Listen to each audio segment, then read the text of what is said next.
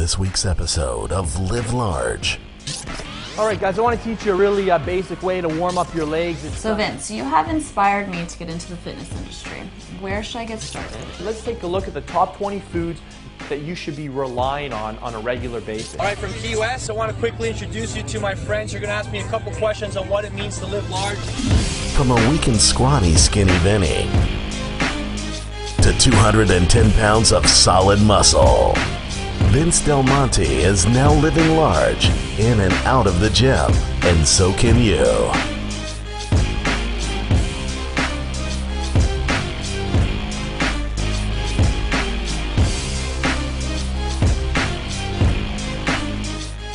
All right, guys, I want to teach you a really basic way to warm up your legs. It's sometimes when things sound really basic or simple, you end up ignoring them, but that's kind of a mistake. I always warm up my legs with leg extensions, 3 sets of 15, just to get a lot of blood flow in around the knee joint and to get a bit of burning sensation going, just to prep me mentally for the big leg squats that are about to come. So one thing I like to do is really lock myself in here. I like to keep my toes pointed, not forward, but I like to keep my toes pointed up. At the top, I try and hold it for 1 second at the very top. I like to put my hands on the different heads of the quad as well, on the lateral, the medial. Really important that your medial quad is firing. And even on the upper quad as well. When I'm feeling all those heads burning, then I know I'm ready for my leg workout.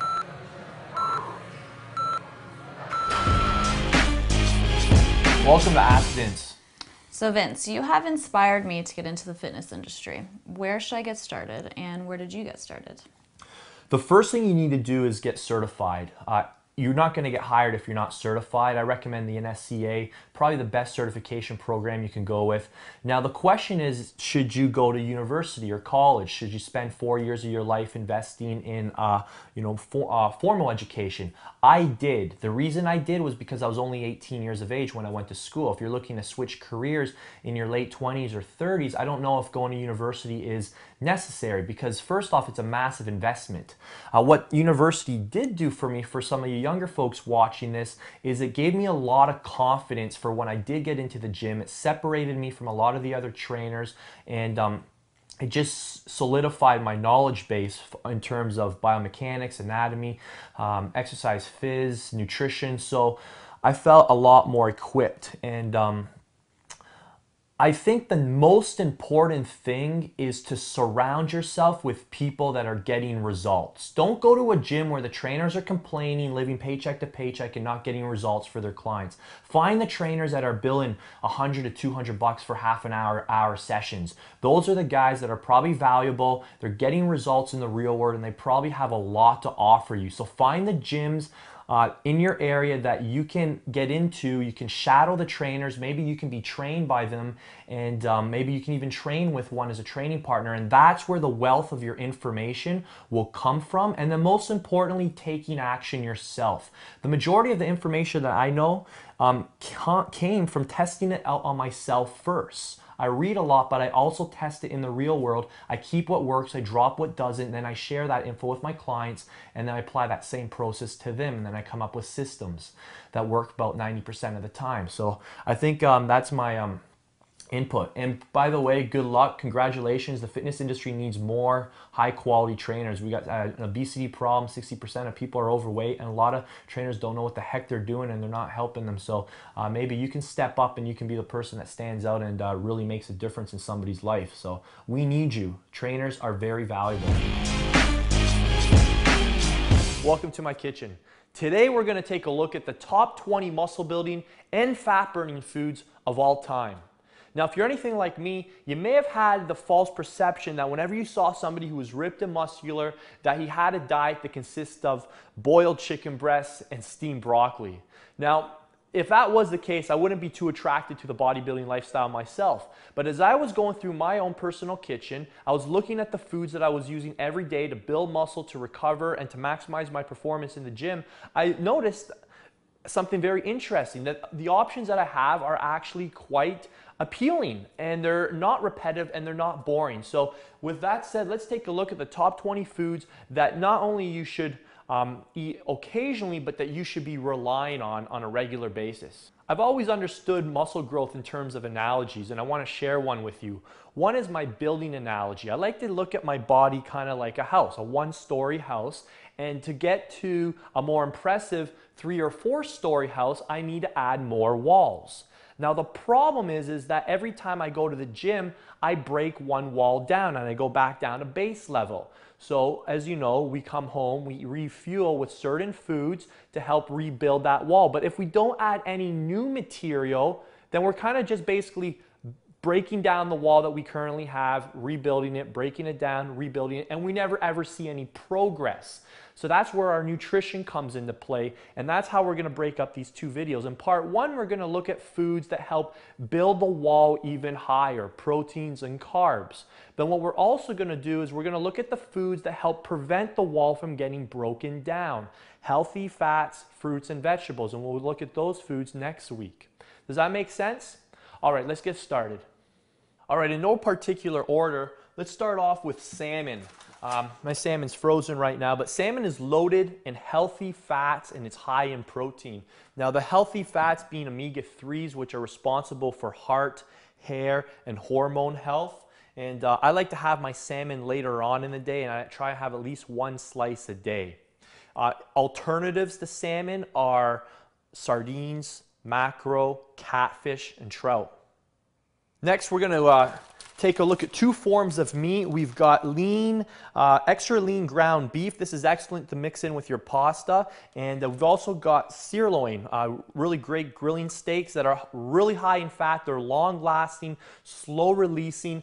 They're even slower releasing if you add beans or vegetables to them as well. Now the importance of getting meat into your diet is it contains cholesterol. Now we're looking at that from a positive standpoint first off, and then that's going to help increase testosterone production in your body, which is the #1 hormone for muscle growth. Now you want to eat this in moderation. You don't want to indulge in this every single day, and whenever you're eating meat, always vouch for the lean side of the spectrum. Next is skinless chicken breast. I don't know what I can tell you about chicken that you probably don't already know. This is one of the highest forms of protein, very low in fat, excellent for bulking up your muscles but not bulking up your waistline. Next, the most premier form of protein, in my opinion, are whole eggs. I like to have at least 4 every morning, and yes, I do eat the egg yolk. That's where all the nutrition is. The only time I don't, I cut back on the egg yolk is if I'm concerned about the calories, and I'll stick to more egg whites. I always buy free run omega-3. Again, you're getting more health benefits, and they're coming from healthier animals. One of the most convenient forms of protein is light flake tuna. Back in the day, bodybuilders wouldn't be caught dead without a can of tuna in their gym bag, primarily because it's high in protein, low in fat, low in carbs, and it's obviously easy to consume. Now, one note is I always go with light flake tuna. It's lower in mercury, it's not as expensive, and it's higher in omega-3s instead of buying white albacore tuna, which is the opposite. The most convenient form of protein, a huge lifesaver, is protein powder. Now this particular protein powder is called IsoSmooth. It contains 4 different isolates. It contains whey isolate, casein isolate, egg isolate, and milk isolate. So I'm getting different streams of protein into my bloodstream. I want to highlight the importance of whey. Whey is the most rapidly absorbed protein into your bloodstream, which is very important at breakfast time and after your workout. You can't get much more convenient than this. So you need whey protein in your diet. It's a must. Let's take a break from protein and move on to the most anabolic nutrient of all time. And that's good old-fashioned H2O. Now what I've got here is a 4-liter jug of water to show you what you should be consuming every single day minimum, especially if you're 200 pounds and above. Now, as you probably know, your body consists of 70% water, and you can't go longer than 3 or 4 days without it, so that should tell you something. The take-home message here is you cannot build muscle in a dehydrated state. That's how critical this nutrient is. You also can't build muscle and burn fat without complex carbohydrates, specifically ones that are slow releasing and long lasting. Now I want to highlight the ones I rely on the most. #1 are yams. Whether you've had 1, 10, or 100, keep eating more. Yams are one of the most powerful muscle building complex carbohydrates of all time. They're low with vitamins, minerals, fiber. They're long-lasting, slow-releasing, and if you put some cinnamon on them like my wife does for me, they taste amazing as well. Next is oatmeal. There's a reason why every single bodybuilder has this in their cupboard. It's because it's slow burning, long lasting, it's low in sugar, doesn't spike insulin levels, so it prevents fat storage. Similar to the functions of oatmeal, whole grain rice, and I'll even mention the whole grain pasta, functions the same way. They're slow burning, long lasting, control insulin levels, and they provide a stable and steady stream of energy. The last complex carb is whole grain bread. Now, I prefer the other sources I mentioned over and above this one because there's less refinement to it. But my take on bread is that it is just more convenient. So it's there for me in case I don't have time to do the other ones. And I always go for whole grain. So there you go, proteins and carbs. Those are two of the foods that are gonna play a role in building new walls to your house to allow you to get bigger and more impressive. Next week, we'll take a look at the foods that are going to help prevent those walls from getting stripped down and maintain them so that you can continue to build quicker. And those are the foods called fruits, vegetables, and healthy fats. Hey, what's up, guys? I want to quickly introduce you to my friends. You're going to ask me a couple questions on what it means to live large. This is John Romanello, Dr. Kareem Samori, Jeff Siegel, Joe Marion. What do you guys want to ask me? So, first thing, how do you live large? How did you make the decision to live large? What does that mean for you? For me, it was wanting to have a big impact, greater than myself. I wanted to reach more people than just inside the gym as I was a trainer. So I knew that to do that, I'd have to get my information online so that I could reach. There was basically no gatekeepers when I put my stuff on the internet. Okay. Tell me about how living large means controlling your own destiny. That's a great question. I think you just start with the end in mind, and you know, my mission is to reach 1 million skinny guys by the year 2020, and knowing that, I basically had to establish myself as an authority figure. I had to transform my own body, and then I had to be living proof, and then that's allowed me to inspire other people to believe in themselves, to duplicate my own success. All right, well, I got one question for you, Vince. You know, a lot of people want to emphasize either building up the positives or knocking down the negatives. What do you think is more important and why? I think when you're looking at the risk-reward equation, you know, there's always going to be risks when you're going after something worth pursuing. It's never going to be easy, so you're going to have to accept there's going to be risk involved. There's going to be criticism, critique. You know, people are going to say things that aren't going to be comfortable, but you have to keep your eyes on the greater picture, and you know, I think that's the reward of transforming lives. It's worth it. So accentuate the positive and don't worry so much about the negative. Absolutely. One final question, Joel Marion. Yes. How about we leave it off by giving them one action step? What would you say is one action step that people who are watching the close of this TV show or this episode, that they have something actionable that they can go do? So starting right now, as soon as they close their computer screen, they can start making a bigger impact. I think the first thing is you need a clear vision of what you want and what you're going after. So you need to know the end result, the final outcome. What does the finish line look like? So I always knew I wanted to have a lifestyle that involved hanging out with my closest friends, being able to do what I wanted. So I knew I had to take steps towards that. So figure out, you always got to start with the end in mind and then work backwards. So you know, start thinking big. That's all I can encourage you to do, and hang out with people that are thinking big as well. These guys are some of the biggest thinkers I've ever met.